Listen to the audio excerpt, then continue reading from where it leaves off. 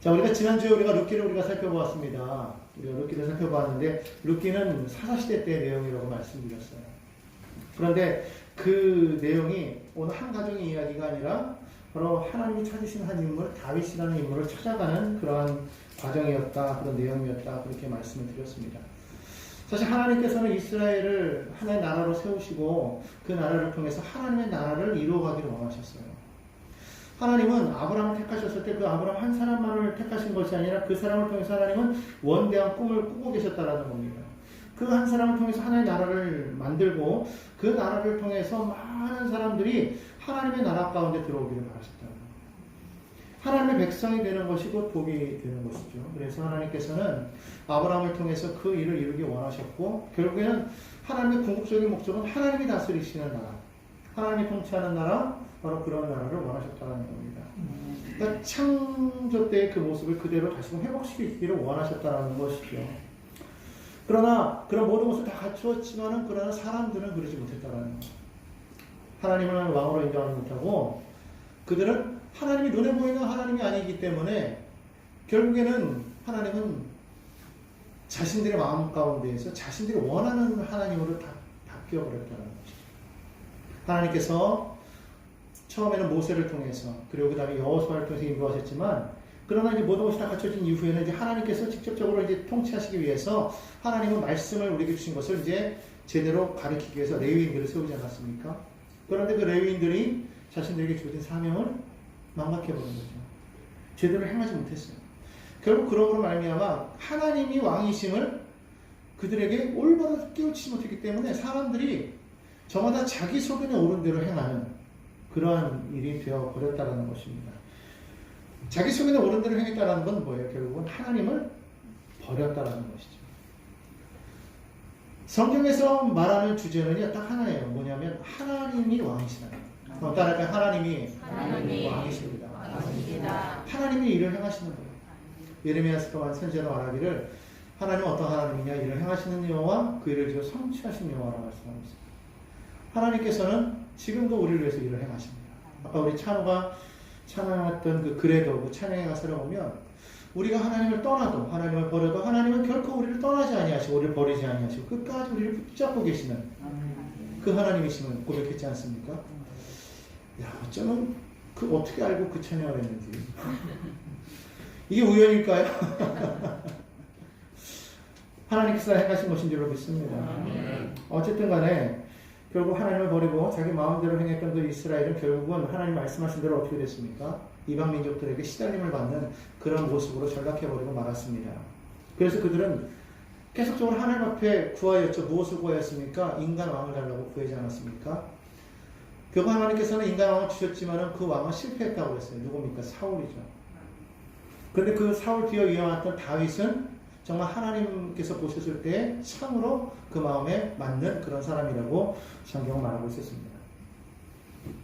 왜 그랬다고 그랬습니까? 인간적으로 봤을 때는 사울이 더 훌륭해요. 오히려 도덕적으로는 다윗이 더 많이 타락했습니다.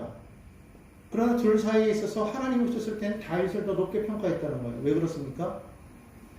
하나님께 온전히 순종하는 사람이었다는 거예요. 하나님을 왕으로 인정하는 사람이었다는 거예요. 사울은 정말 모든 면에서 뛰어난 사람이고 그 마음이 정말 훌륭한 사람이라고 할지라도 그는 하나님을 신뢰하지 못했다는 거예요. 하나님을 왕으로 인정하지 못했다는 겁니다. 하나님이 말한 것에 대해서 자기의 생각이 들어갔어요. 하나님이 이렇게 해라 그러면 네 하는 것이 다윗이었어요. 사울은 하나님이 이렇게 해라고 하나님 이거보다 더 좋은 게 있는데요 라고 말하는 사람이었어요. 하나님은 좋은 것을 원하시는 하나님이 아닙니다. 하나님은 하나님 말씀대로 순종하는 자를 원하십니다. 그 말씀이 결코 우리를 해하려고 하는 것이 아니라 우리에게 가장 좋은 것이기 때문에 말씀하시는 거예요.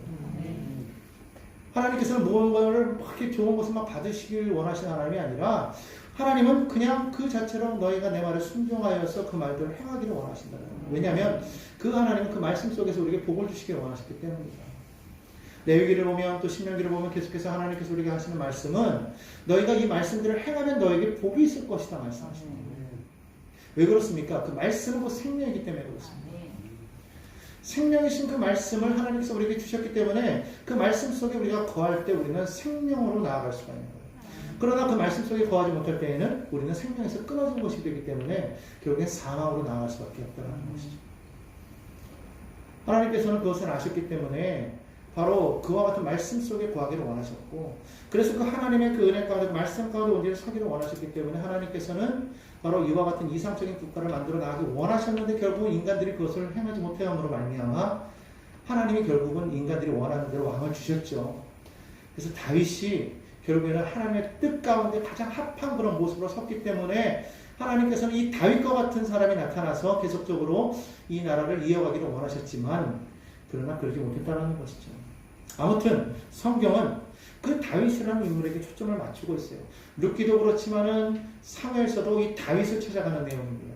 그래서 사무엘서를 우리가 이제 오늘 들어가는데 이 사무엘서를 자세히 보면 그 내용이 이름이 사무엘서이기 때문에 전체적으로 사무엘에 대한 이야기겠구나, 우리는 그냥 모르는 사람은 그렇게 생각할 수 있어요.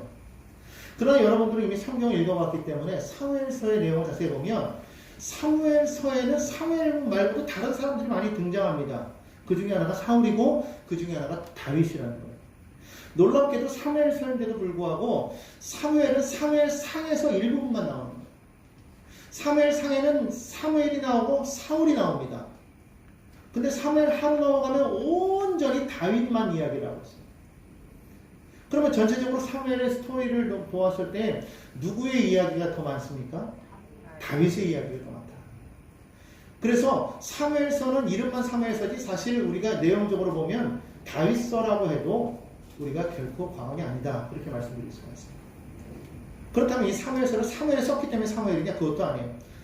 사무엘이 썼는지 누가 썼는지 정확하게 불분명합니다. 그럼 어쨌든 이 전체적인 내용을 보았을 때 그 내용은 누구를 향해서 초점을 맞춰서 나아가고 있느냐? 다윗이라는 인물을 초점을 맞춰서 나아가고 있어요. 그리고 그 이후에 왕조가 정말 하나님의 말씀대로 세워지지 아니하고 왕들이 하나님의 뜻대로 행하지 아니하실 때 하나님께서는 선지자를 보내셔서 계속적으로 무엇에 대해 말씀하십니까? 바로 이 다윗의 후손, 다윗의 뿌리에서 한 새싹이 나서 그가 너희를 통치하고 새로운 왕국을 이루어 나갈 것에 대한 예언을 하시죠. 그것이 뭡니까? 바로 메시아라는 거예요. 바로 그분이 누구였습니까? 우리는 알죠. 예수 그리스도. 결국 성경에 있는 모든 내용을 자세히 보면 그 성경의 모든 내용은 무엇을 향해 달려가고 있습니까? 바로 하나님이 왕이시고 그 하나님이 통치하시는 그 나라를 향해서 계속 나아가고 있는 거예요. 그렇기 때문에 여러분, 이 성경의 마지막은 무엇입니까? 바로 그 나라가 임하는 거예요. 그 나라가 임하는 거예요. 그 나라는 어떤 나라예요? 하나님이 왕이 되셔서 하나님이 통치하시는 나라. 그러니까 우리가 이것만, 이 핵심만을 우리가 정확하게 알고 우리가 살아가면 결코 우리가 믿음에서 흔들릴 일이 없는 거예요. 누가 왕이다? 하나님이 왕이다. 한번 고백할까요? 하나님이 왕이십니다. 우리가 그것만 고백하면 되는 거예요. 그럴 때 우리는 무엇이든지 우리는 다 하나님 앞에서 우리 믿음을 어떻게 해나가야 될지, 어떻게 살아야 될지를 분명하게 우리는 정할 수 있다는 거예요. 내 마음에서 막 요동칩니다. 그럴 때 고백하는 거예요. 과연 이것을 하나님의 왕이시라면 어떻게 해야 될 것인가? 그럼 딱 정해지는 거예요. 내 생각이냐? 하나님의 생각이냐? 하나님의 왕이냐? 내가 왕이냐? 이것을 우리가 분명하게 알 때 우리가 믿음 생활을 어떻게 해 나가야 되는지 분명하게 알 수 있다는 것이죠. 그러니까 삶에서 우리는 하나님을 왕으로 모시고 살아가야 된다는 거예요. 때로는 우리가 실수할 수 있어요. 실패할 수 있어요. 죄를 지을 수 있어요. 그러나 하나님이 왕이시다라는 걸 우리가 깨닫는 순간 우리는 어떻게 됩니까? 우리는 하나님께로 돌아올 수 있다는 것이죠. 그러니까 여러분은 항상 기억해야 됩니다. 하나님이 왕이시다. 따라서 하나님이 왕이십니다. 하나님이 왕인 것을, 왕이면서도 하나님이 진짜 왕이라는 것을 고백했던 그 한 인물 다윗, 그 인물을 찾아가기 위해서 지난번에 룻기에서는 하나님께서는 이 룻이라는 사람을 우연케 보아스의 밭으로 인도하셨다고 이렇게 말씀드렸어요. 우연하게. 그런데 그 우연은 우연이 아니라고 말씀드렸죠. 오늘 여기 성경에서 말합니다. 블레셋 민족이 이스라엘을 치고 그래서 이스라엘과 싸움에서 크게 승리를 거두죠. 성경 우리가 앞으로 읽어보면 계속적으로 이스라엘이 블레셋에 지기 때문에 그래서 결국에는 극단의 조치를 취한 것이 무엇이었냐면 하나님의 법궤를 전장으로 갖고 오는 것이었어요. 그런데 놀랍게도 졌습니다. 그리고 그것을 빼앗겨버렸어요. 블레셋 땅으로 이것이 옮겨갔다는 것이죠. 그 일로 충격받아서 제사장도 죽어요. 제사장의 며느리는 말합니다. 하나님의 영광이 떠났다고 합니다. 법궤가 블레셋으로 가서 그곳에서 계속 있었느냐?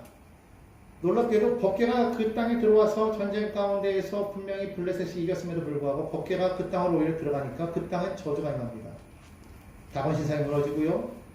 많은 사람들이 병에 걸려 죽고요.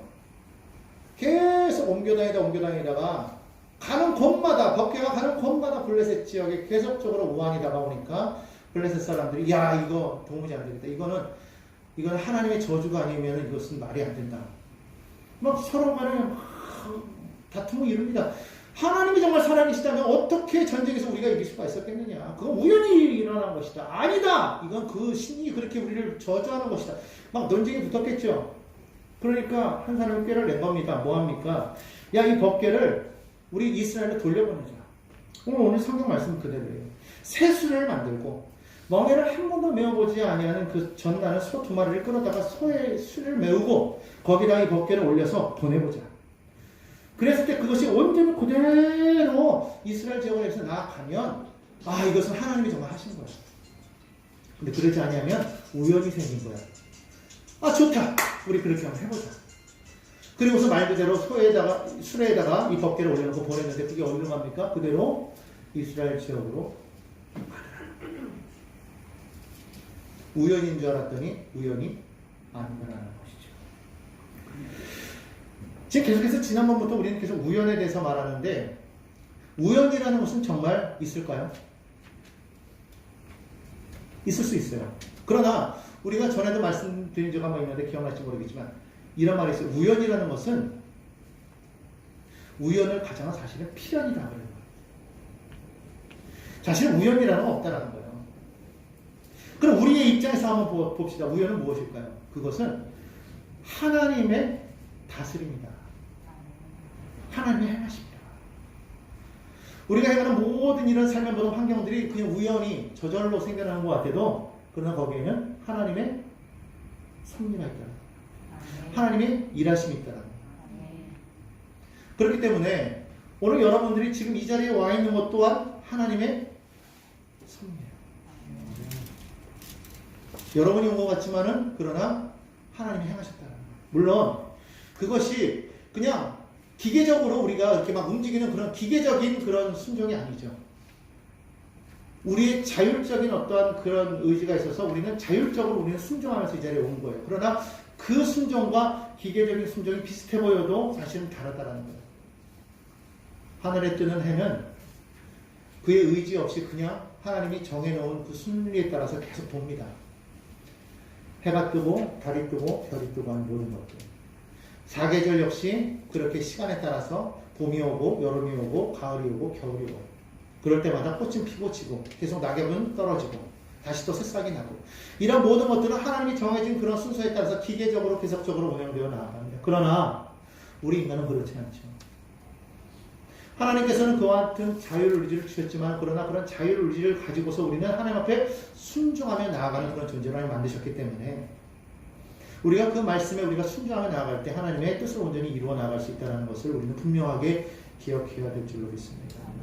오늘 이 자리에 여러분 오셨습니다. 그것은 우리는 몰라도 하나님의 그 계획 가운데서 우리는 순종하면서 자율적으로 여기에 나와 있다라는 거예요. 그렇기 때문에 오늘 저와 여러분의 만남이 우연입니까? 아니라는 거예요. 이 모든 것은 다 하나님의 섭리요 하나님의 다스림이다라는 것을 우리가 분명하게 깨달아야 된다는 것입니다. 그렇기 때문에 우리는 모든 것을 바라볼 때 하나님께서 다스리십니다. 우리가 흥하느냐 망하느냐 거기에 따라서 잘 되면 하나님이 행하셨다, 안 되면 하나님이 못하게 하셨다 그렇게 말하면 안 되는 거예요. 우리가 잘 되든지 안 되든지 모든 것은 다 하나님께서 올바르게 우리를 이끌어 가신다라는 그런 분명한 그런 기준, 그런 생각이 우리 삶 가운데 있을 때 우리는 온전한 믿음 안에 설 수 있다 말씀드릴 수가 있다라는 겁니다. 그러니까 다시 말하면 건물을 지을 때에도 보면 다림줄이라는 게 있어서 그것을 온전히 우리가 세워놓으면 건물이 삐뚤삐뚤 나가지 않냐고 올바로 서 나갈 수 있듯이 우리의 믿음에도 그러한 다림줄이 있어야지만 우리가 온전히 나아갈 수가 있다는 겁니다. 그것이 무엇이냐? 바로 하나님이 다스리신다. 하나님이 다스리신다. 오늘 이 블레셋과의 전쟁에서 이스라엘 백성들이 크게 패하였을 때 그들이 패할 수밖에 없었던 그런 원인이 어디에 있었을까? 그것은 이 모든 것을 하나님이 행하신다라는 그런 분명한 그런 생각이 없었기 때문이라는 거예요. 그냥 단순하게 하나님의 법궤가 그들 가운데 들어오면 승리할 수 있을 거라는 그런 미신적인 생각을 갖고 있었기 때문에 그들이 망할 수밖에 없다는 겁니다. 여러분, 십자가가 우리에게 구원을 줍니까? 십자가가 능력이 되는 건 맞습니다. 그러나 십자가가 진짜 능력입니까? 아니라는 거예요. 우리가 십자가를 바라볼 때 바로 거기에서 예수와 함께 내가 죽었다라는 거예요. 십자가는 그 증거일 뿐이지 십자가가 구원의 능력이 되는 것은 아닙니다. 근데 어떤 사람은 십자가만 들고 있으면 무조건 다 된다라고 생각하는 거예요. 십자가를 바라보면 십자가를 붙들고 있으면 우리 무조건 승리한다 그렇게 생각합니다. 아닙니다. 십자가 그 위에 계시는 그 하나님, 그 십자가를 지신 그 예수를 우리가 바라볼 수 있어야 됩니다. 법궤가 우리에게 승리를 가져다 주는 것이 아니라는 거예요. 말씀이 우리에게 승리를 가져다 주는 것이 아니라는 거예요. 예배 자체가 우리에게 승리를 가져다 주는 게 아니라는 것입니다.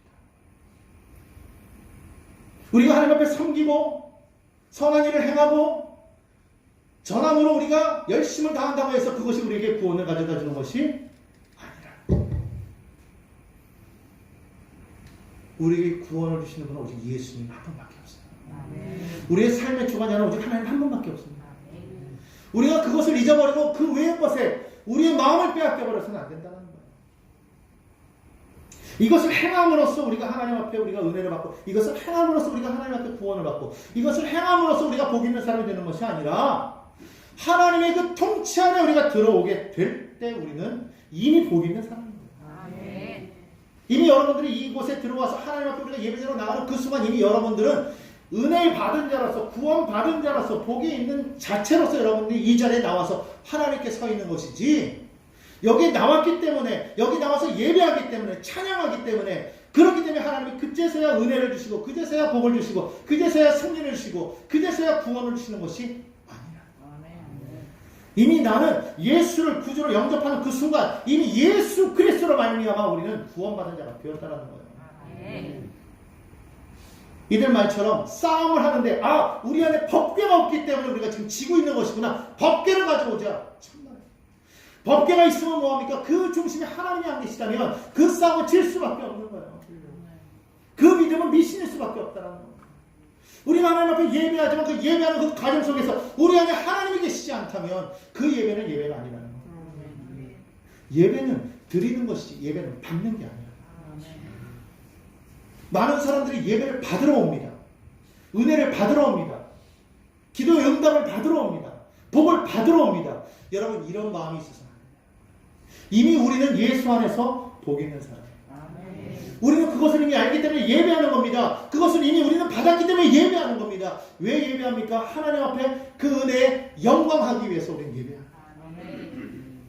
그렇기 때문에 예배에 나온 사람들은 무조건 하나님 앞에 은혜 받을 영광하는 것이 아니라 내게 이미 받은 그 은혜를 하나님 앞에 온전히 드림으로, 무엇으로? 찬양으로, 감사로, 기도로 영광하는 거예요. 우리가 그것을 깨달아야 될 줄로 믿습니다. 이제 앞으로는 예배 때 와서 은혜 받았다는 얘기보다는 하나님 앞에 영광을 드렸습니다. 예배 자리마다 은혜 받으러 다니지 마십시오. 은혜를 받으러 다니면은요 꽝이에요. 이미 우리는 큰 은혜를 받은 자입니다. 따라합시다. 나는 이미 큰 은혜를 받았습니다. 그러므로 여러분들이 우리가 행하는 모든 삶에 진정한 구원을 주신 예수 그리스도만 붙잡고 나가는 저와 여러분 되기를 간절히 축복합니다. 따라합시다. 구원은 오직 하나님께 있습니다. 예레미야 3장 23절에 말합니다. 작은 산들과 큰 산 위에서 떠도는 것은 참으로 헛된 일이라. 이스라엘의 구원은 진실로 우리 하나님 야훼께 있나이다. 여러분, 우리의 삶의 승리, 삶의 구원을 가져다 주시는 분은 누구냐? 여호와 하나님이라는 거예요. 그렇기 때문에 여러분, 우리의 삶 속에 때로는 전쟁에 패배가 다가올 때가 있어요. 그럼 그것을 인정하자 이거예요. 왜 패배가 다가왔어? 왜 패배가 다가왔어? 하나님이 살아계시지 않는 거 아니야? 하나님이 나를 사랑하지 않는 거 아니야? 천만입니다. 패배가 다가왔을 때에는 분명한 하나님의 뜻이 거기에 있는 거예요. 그럴 때 우리는 뭐라고 해야 됩니까? 하나님의 그 뜻을 인정하고 나가야 돼요. 왜 패배가 다가왔습니까가 아니라 스스로가 하나님 앞에 어떻게 서 있는지를 돌아보라는 겁니다. 그리고 그 패배를 인정하고 그 패배를 통해서 하나님이 나에게 지금 하시는 그 말씀을 들을 줄 알아야 된다는 거예요. 우리가 세상을 살아가면서 모든 크리스찬들이 다 성공합니까? 모든 크리스찬들이 다 전부 다 부자합니까? 모든 크리스찬들이 전부 다 권세를 얻고 있습니까? 그렇지 않습니다. 크리스찬은 어떤 사람이 크리스찬이야? 오직 그리스도를 내세우는 자가 진짜 크리스찬이야. 언제나 그리스도와 함께하는 사람, 삶에서 그리스도가 드러나는 사람, 예수가 나타나야 되는 거야. 누르면 예수가 나오는 사람, 그가 진짜 크리스찬이야. 오늘 그렇기 때문에 우리는 이 시간 우리는 분명하게 기억해야 됩니다. 나는 정말 내 삶의 모든 부분을 항상 합리화시키는 것이 아닙니까? 나는 나의 믿음을 자꾸 변증하려고 하는 것이 아닙니까? 아닙니다. 그럴 필요 없어요. 하나님이 내 믿음을 아시기 때문에 나는 누구에게 내 믿음을 보일 필요가 없는 거예요. 하나님께서 내 믿음을 아시기 때문에 그 하나님 앞에 내가 올바로 서 있는지를 나는 알고 그 하나님께서 나를 어떻게 판단하신지에 나는 관심을 가져야 된다는 겁니다. 하나님 앞에 정말 올바른 믿음으로 서 있는가. 세상 사람들이 뭐라고 말해도 상관없는 거예요. 우리가 흔히 말할 때 세상이 교회를 핍박한다고 말합니다. 아무런 문제가 없어요. 핍박을 받으면 받는 데에 그 의미가 있는 거예요. 그것이 의미가 있어요. 왜 그렇습니까? 핍박을 받으면 받을수록 우리는 더 단단한 믿음을 가지게 돼요. 초대교회에 핍박이 왔다고 해서 교회가 사라졌습니까? 그러지 않았어요. 많은 사도들이 죽임을 당했습니다. 바울이 죽고 베드로가 죽고 야고보가 죽고 다 죽었어요. 그럼 교회가 무너져야 되지 않습니까? 안 무너졌어요. 오히려 교회는 더 불같이 일어났습니다. 그 가운데는 사도들뿐만 아니라 정말 이름 없는 많은 무명의 그리스도인들이 있었다는 겁니다. 그들이 가는 곳마다 예수를 전했다는 겁니다. 예수를 증거했다는 겁니다. 예수를 나타냈을 때 그때 그곳에서 교회가 막 생기는 겁니다. 여러분 아십니까? 로마 교회가 누가 가서 전화해서 세워진 교회가 아니에요. 오순절날 그 예루살렘에 모였던 그 많은 디아스포라들이 그곳에 와서 하나님의 말씀을 듣고 베드로가 한 그 말씀을 듣고 거기서 예수를 영접하고 변화받아서 각자의 자리로 돌아가서 세운 교회가 로마 교회예요. 놀랍습니다. 사도행전은 선교의 전초기지였던 수리아 안디옥 교회, 그 안디옥 교회가 누구에 의해서 세워졌습니까? 없어요. 불안의 사람들에 의해서 세워졌어요. 그때 오순절 때, 그때 예루살렘에 왔던 사람들이 자기 고향으로 돌아가면서 그곳에 모여서 거기에서 세운 것이 교회예요. 깜짝 놀랍니다. 그곳에 교회가 생겼다는 말을 듣고 사람들이 놀라서 바나바와 바울을 파송하는 거예요. 누가 일하신 겁니까? 하나님이 일하신 거예요. 하나님이 역사하신 겁니다. 여러분 우리는요, 우리가 하는 것이 아니라 하나님이 행하신다는 것을 분명하게 알고 그 하나님께 우리가 온전한 믿음을 가지고 나아갈 줄 알아야 됩니다. 성공이냐 실패냐가 중요한 것이 아닙니다. 실패했어도 그 가운데 하나님과 함께하고 있었느냐, 성공했는데 그 가운데 하나님과 함께하지 않았느냐, 하나님 오셨을 때에는 그 하나님과 함께한 그 패배가 하나님과 함께하지 않은 그 승리보다도 더 값진 패배인 것을 여러분 기억하셔야 됩니다. 우리는요, 결단코 하나님 앞에서 우리는 반드시 믿음으로 서야 된다. 하나님 함께하고 있으니까 무조건 우리 잘 되어야 된다, 이겨야 된다, 성공해야 된다, 그런 의식을 가지고 있으면 안 돼요. 내가 잘 되는 것이 아니라 하나님의 그 행하심 속에 하나님이 영광 받으셔야 되고 하나님이 높임 받으셔야 되고 하나님의 뜻만이 이루어지는 것을 우리가 온전히 고백하고 나간다면, 그렇다면 우리가 이 땅에 온 그 사명, 그 삶이 정말로 가치 있는 삶이라는 것을 여러분 기억해야 된다는 것입니다. 엘리가 대제사장으로 있었습니다. 그런데 사무엘서를 보면은요, 엘리가 대제사장으로 있었는데도 불구하고 그 시대의 상황은 어땠느냐? 이상이 희귀하여 하나님의 말씀이 들리지 않는 그런 시대였다고 말씀하고 있어요. 하나님의 말씀이 들리지 않고 있다면, 오늘도 우리 가운데 하나님의 말씀이 제대로 들리지 않고 있다면, 제가 지금 여기서 말하는 이 말뿐만 아니라 말씀을 읽으면서 매일매일 순간 가운데 계속적으로 하나님의 말씀이 내 안에 부딪혀오고 있지 않다면 우리는 바로 그러한 시대를 살아가고 있다. 여러분 지금 어떤 시대를 살아가고 있습니까? 이상이 희귀하여서 하나님의 음성이 들리지 않는 그런 암흑적인 그런 시대를 살아가고 있습니까? 오늘이 아무리 은혜 시대요, 교회 시대요, 성령 시대라고 말하지만, 그러나 그것은 그냥 전반적인 이야기일 뿐이고 실질적으로 우리 각자는 지금 어느 시대를 살아가고 있냐라는 거예요. 어쩌면 우리가 이 은혜의 시대 속에서도 암흑 시대를 살아가고 있을지도 모른다는 거예요. 하나님을 인정하자. 하나님이 하나님 되게 하는 것이 우리의 사명인 줄로 믿습니다. 하나님의 말씀을 들을 줄 아는 겁니다. 무엇을 행하기 전에 하나님의 말씀을 듣고 그러고 나서 나를 살펴볼 줄 아는 그런 모습들이 우리의 삶 가운데 반드시 있어야 될 줄로 믿습니다. 구원은 하나님께 있는 거예요. 사람에게 있는 것이 아니고 법계에 있는 것이 아니고 율법에 있는 것이 아니고 말씀에 있는 것이 아닙니다. 오직 하나님께만 반드시 하나님의 구원이 있고 승리가 있는 것을 우리는 분명히 알아야 될 줄로 믿습니다. 이 사무엘서를 읽다 보면 참 재밌어요. 하나님의 법궤가 이스라엘 백성 가운데 들어오니까 실제로 블레셋 사람들이 두려워 떠는 장면이 성경에 나옵니다. 블레셋 사람들이 매우 두려워합니다. 야, 큰일 났다. 저들의 신이 들어왔다. 당시에 고대의 전쟁은 사람의 싸움이기도 하지만 신들의 전쟁이었습니다.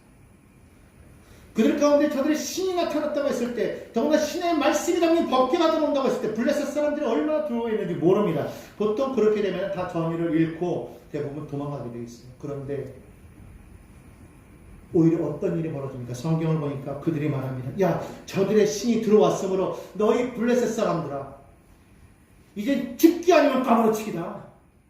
허리띠를 졸라매라. 이왕 죽을 거 우리 아주 그냥 힘차게 한번 싸워보자. 오히려 더 적군들이 더 사기가 올라가고, 이왕 죽을 거라면 우리 한번 끝까지 한번 해보자라는 그런 파이팅이 생겨버립니다. 그 결과적으로 블레셋이 법궤가 들어왔을 때 이겨버리는 그런 역사가 생겨버립니다. 오늘 여러분, 왜 이스라엘 졌는지를 잘 생각해 보십시오. 지금 나는 어떤 상황인가? 법궤는 안에 갖고 있는데 정말로 하나님과 나는 지금 함께하고 있는가? 하나님의 중심에 지금 와 계셔서 정말 우리 인간적인 논리대로라면 법궤가 들어왔기 때문에 반드시 싸움은 이스라엘의 승리가 되어야 되는데, 이스라엘의 승리가 되기는커녕 엘리의 두 아들들은 전장에서 죽어버리고 그 소식을 들어버린 이 엘리는 그만 앉은 자리에서 뒤로 넘어져가지고 목이 부러져 죽습니다. 이런 일이 생겨서는 안 되지 않습니까? 오늘 어쩌면 지금 우리나라의 모습이 이와 같은 모습이 아닌가 생각되집니다.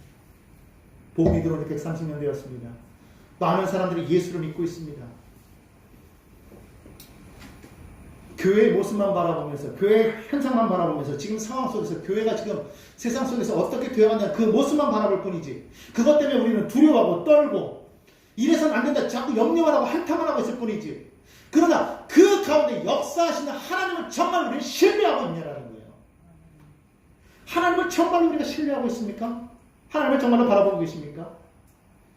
하나님이 이 모든 것을 다스리신다면 이 나라가 복음화 되는 것과 안 되는 것도 하나님의 손에 맡긴다고 우리가 정말로 믿는다면 우리는 염려할 필요가 없는 거예요. 대선이 코앞에 다가왔기 때문에 지금 우리는 한참 고민합니다. 누구를 뽑아야 될지. 염려할 거 없습니다. 누가 대통령이 되든 진짜 왕은 누굽니까? 하나님이신 거예요. 그 하나님을 믿는다면 누가 대통령이 되든 우리는 상관없습니다. 근데 우리는 생각합니다. 저마다 생각합니다. 이 사람이 되면 좋을 거야. 저 사람이 되면 좋을 거야. 기독교인이 대통령이 되면 좋을 거야. 장로가 대통령이 되면 좋을 거야.